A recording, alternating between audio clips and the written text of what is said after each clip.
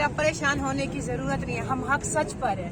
हमारे जो लीडर के साथ हो रहा है वो हम नहीं होने देंगे, हम मरेंगे जिएंगे उसके साथ खड़े हैं, उसके साथ खड़े हैं।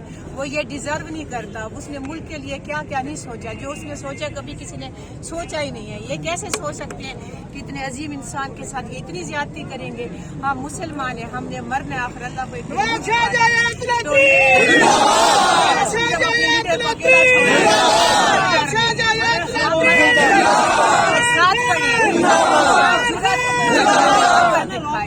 सब बोले पीटीआई जिंदाबाद, पीटीआई जिंदाबाद।